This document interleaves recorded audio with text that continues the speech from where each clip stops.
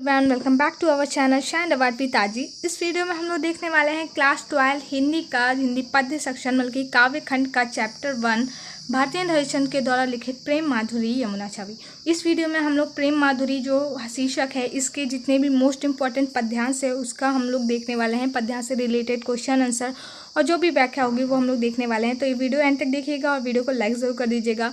तो चलिए स्टार्ट करते हैं। तो सबसे पहले इसका जो फर्स्ट पद्यांश आ जाता है वो है, आज लो जो ना मिले तो कहाँ हम तो तुमरे सब भांति कहावे, मेरो उराहनो है कछु नाही सबे फल अपने भाग को पावे, जो हरिचंद्र भई सो भई अब प्राण चले चाहे तासु सुनावे, प्यारे जो है जग की यह रीति विदा के सबे सब कंठ लगावे। तो ये वाला हमारा पहला पद्यांश है जिसका हम लोग अभी हिंदी में अर्थ देखेंगे लाइन टू लाइन। तो उसके बाद जो इसके रिलेटेड क्वेश्चंस हैं हम उन्हें देखेंगे। तो सबसे पहले हम लोग इसकी व्याख्या देख लेते हैं। तो हम लोग फर्स्ट लाइन है, आज लो जो ना मिले तो कहाँ हम तो तुमने सब भांति कहावे। यहाँ पे जो है विरह से व्याकुल एक नायिका है जो कि अपनी प्रेमी के प्रति अपनी भावनाओं को व्यक्त करते हुए कहती है कि आज तक तुम हमसे नहीं मिले तो कोई बात नहीं, बल्कि कि आज तक तुम हमसे नहीं मिले तो कोई बात नहीं, हम तो सभी प्रकार से सिर्फ आपके ही कहलाएंगे, मेरो उराहनो है कछु नाही सबे फल आपने भाग को पावे। वो कहती है कि मैं आपको कोई उलाहना नहीं है, कि मेरी आपसे कोई भी शिकायत नहीं है कि आप मुझसे नहीं मिले, क्योंकि सभी अपने भाग का ही फल पाते हैं। जैसा जिसके भाग्य में लिखा होता है वैसा ही उसे भोगना पड़ता है। वो कहती है कि अगर मेरे भाग्य में आपसे मिलना नहीं लिखा है तो इसमें कोई क्या कर सकता है।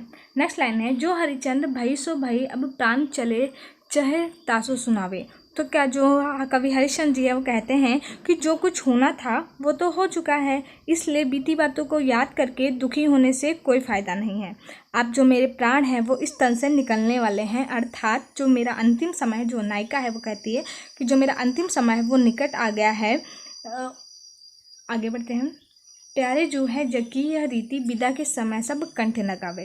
तो नायिका क्या कहती है कि मेरा जो अंतिम समय है वो निकट आ गया है, अतः मैं आपको मतलब कि आपसे कहना चाहती हूँ कि संसार की यह रीति है कि अंतिम विदाई के समय सभी लोग अपनों को गले लगाकर विदा करते हैं। इसीलिए अगर जो आप जीवन भर हमसे नहीं मिले तो ना सही, परंतु जब मैं सदैव के लिए आपसे दूर जा रही हूँ तो आप आकर मुझे अपने गले से लगा लीजिए और मुझे अंतिम विदाई दीजिए। तो ये जो पद्यांश है वो यही है। आई होप आपको इसका अर्थ समझ में आ गया होगा। तो अब हम लोग इससे रिलेटेड क्वेश्चंस देखेंगे। तो जो हमारा फर्स्ट क्वेश्चन है वो है, उपयुक्त पद्यांश के शीर्षक एवं रचनाकार का नाम लिखिए। तो ये जो पद्यांश है ये कहाँ से लिया गया है? ये जो पद्यांश है प्रस्तुत पद्यांश भारतेंदु हरिश्चंद्र द्वारा रचित काव्य ग्रंथ भारतेंदु ग्रंथावली से हमारी पाठ्य पुस्तक में संकलित प्रेम माधुरी शीर्षक से कविता से उद्धृत है। तो ये जो कहाँ से लिया गया है, जो भारतेंदु हरिश्चंद्र द्वारा रचित भारतेंदु ग्रंथावली है वहीं के शीर्षक प्रेम माधुरी से लिया गया है। नेक्स्ट क्वेश्चन आ जाता है हमारा, रेखांकित अंश की व्याख्या कीजिए। मतलब कि जो ये येलो से हाईलाइटेड है इस पार्ट की हमको व्याख्या करनी है। आपका एग्जाम में पूरा व्याख्या करने के लिए नहीं आता है, एक लाइन होती है जिसके नीचे ऐसे अंडरलाइन किया गया होता है, उसकी आपको व्याख्या करनी होती है। तो यहाँ पे हमारी कौन सी लाइन है, प्यारे जो है जग की यह रीति विदा के समय सब कंठ लगावे। तो इसकी व्याख्या करनी है, हम लोग व्याख्या कर चुके हैं तो हम लोग इसको शॉर्ट में ऐसे पढ़ लेते हैं। प्रस्तुत पंक्ति में कवि ने विदाई बेला के समय लोक परंपरा के माध्यम से नायक कृष्ण को उलाहना दिया है। विराहिणी नायिका विरहिणी की संतप्त होकर मरणासन अवस्था को प्राप्त हो गई है। अपनी इस अंतिम अवस्था बेला में अपने निष्ठुर प्रियतम का स्मरण करते हुए कहती है, यहाँ पे स्मरण होना चाहिए था, करते हुए कहती है कि अब तो मैं इस संसार से विदा ले रही हूँ, अतः मुझे अपने गले से लगाकर यहाँ से विदा करो, क्योंकि यह लोक परंपरा है कि लोग एक दूसरे को गले लगाकर उसे विदाई देते हैं। तो ये था हमारा रेखांकित अंश की व्याख्या। नेक्स्ट क्वेश्चन आ जाता है हमारा, इस पद्यांश में नायिका के किस दशा का चित्रण किया गया है? तो देख लेते हैं इसका आंसर। प्रस्तुत पद्यांश में नायिका की विरह दशा का चित्रण किया गया है, जो कि वो बिछड़ रही है, मतलब कि वो अपने जो है इस संसार से विदा ले रही है। नेक्स्ट क्वेश्चन है जो वो है, प्रस्तुत पद्यांश में कौन सा अलंकार है?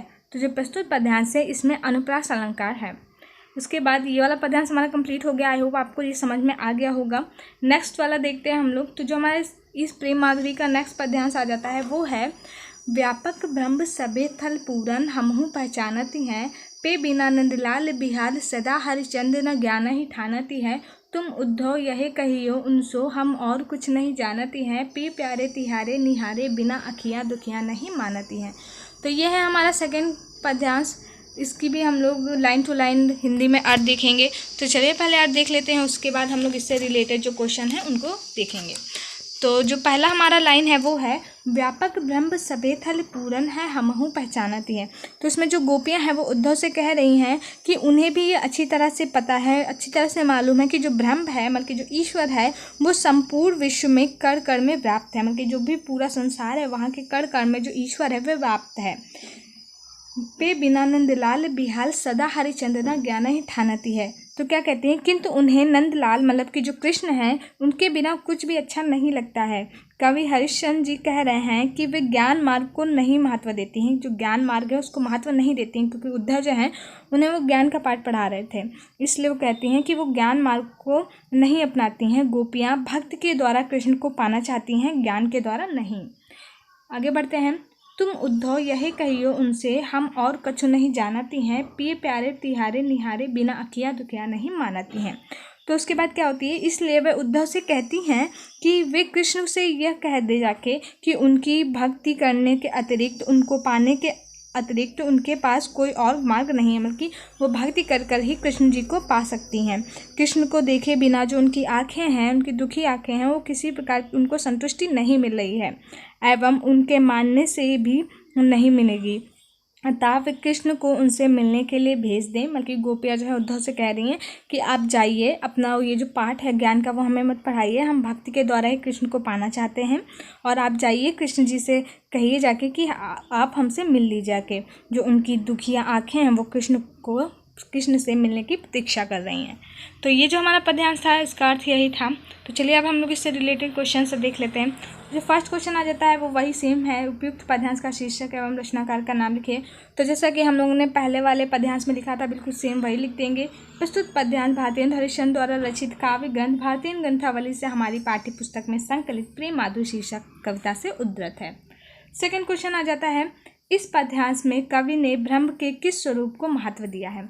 तो प्रस्तुत पद्यांश में कवि ने ब्रह्म के साकार स्वरूप को महत्व दी है। जो नेक्स्ट क्वेश्चन है वो है, गोपियाँ उद्धव से क्या कहती हैं।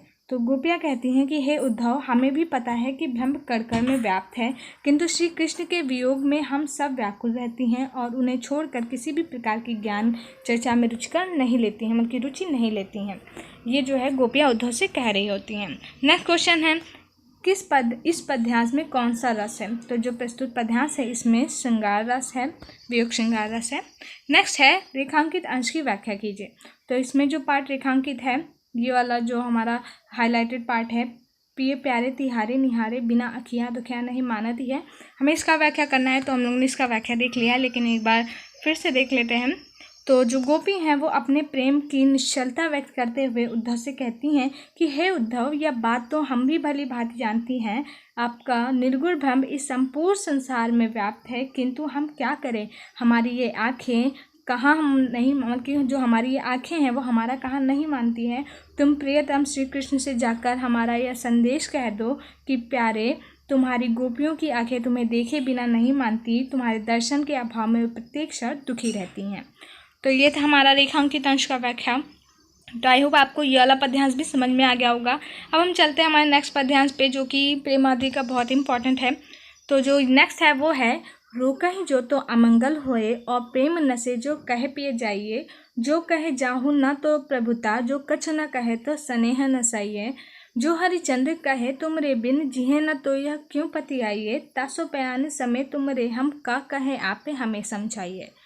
तो ये जो है ये भी प्रेम माधुरी का बहुत ही इंपॉर्टेंट पैसेज है, जो कि आपके एग्जाम में पूछा जा चुका है। तो चलिए इसका भी हम लोग लाइन टू लाइन अर्थ समझ लेते हैं क्या है। तो चलिए देख लेते हैं। जो फर्स्ट लाइन है वो है, रोकहि जो तो अमंगल होए और प्रेम नशे जो कह पिए जाइए। तो इसमें क्या होता है, जो कवि होता है वो नायिका के उस मनोदशा का चित्रण कर रहा है। इसमें जो भारतेंद्र हरिश्चंद्र ने नायिका के उस मनोदशा का यहाँ पे चित्रण किया है, जो वह परदेश जाने वाले अपने पति के सामने प्रकट कर रही है। तो जो नायिका होती है वो अपने पति से कहती है कि यदि जाते समय वह उन्हें रोकती है तो टोक लगेगी, मतलब कि अगर जो कहती है कि आप मत जाइए, तो यह जो है यात्रा में जाते समय अमंगल का एक सूचक होता है, क्योंकि लोग यही कहते हैं कि यात्रा के समय टोकना अशुभ होता है। यदि वह उन्हें परदेश जाने के लिए कहती है तो उसका प्रेम नष्ट होता है। जो कहे जाहूँ ना तो प्रभुता, जो कछु ना कहे तो स्नेह न सहिए। तो क्या कहती है कि अगर जो मैं आपसे कहती हूँ कि आप जाइए, कि जो कहे जाऊँ ना तो प्रभुता, अगर जो वो कहती है, जो नायिका होती है वो कहती है अगर जो मैं आपसे कहती हूँ कि आप मत जाइए, तो यह ऐसा लगेगा जैसे कि मैं आप पर प्रभुत्व स्थापित करना चाहती हूँ, अर्थात अपने आदेश के उनके आदेश देना चाहती हूँ।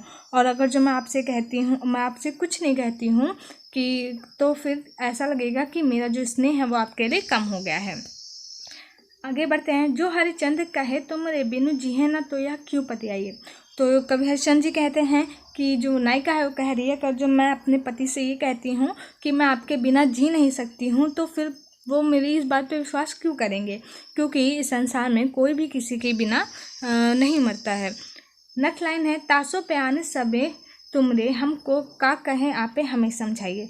तो जो नायिका है वो बहुत ही चतुरतापूर्ण ये सारा का सारा जो व्याख्यान है वो अपने पति के सामने कह देती है और उनसे अनुरोध करती है कि मुझे कुछ भी समझ नहीं आ रहा है कि मैं आपसे क्या कहूँ, इसीलिए कृपया आप स्वयं मुझे बताइए कि आप जा रहे हैं तो मैं आपसे क्या कहूँ।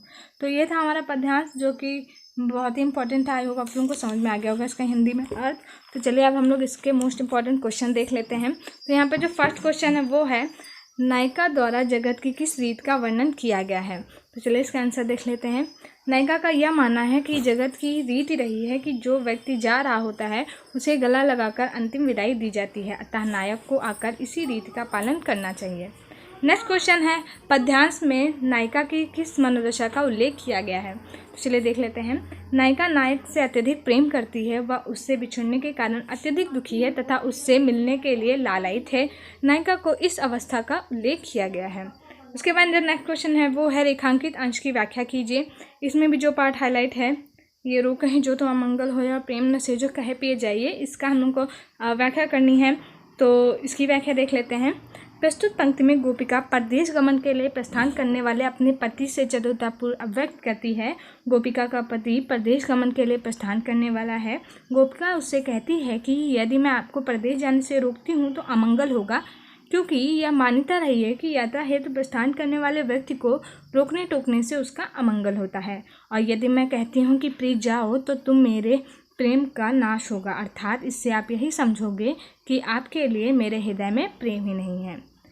आगे बढ़ते हैं। जो हमारा लास्ट है क्वेश्चन इस पैसेज का वो है, उपयुक्त पंक्ति में कौन सा अलंकार है। तो जो इसमें अलंकार है वो है अनुप्रास अलंकार। तो आई होप आपको ये सभी पैसेज बहुत अच्छे से समझ में आ गए होंगे। ये सभी पद्यांश आपके एग्जाम की दृष्टि से बहुत इंपॉर्टेंट है। तो वीडियो अच्छी लगी तो प्लीज़ से लाइक करिए और मिलते हैं मैं नेक्स्ट वीडियो में। Thank you.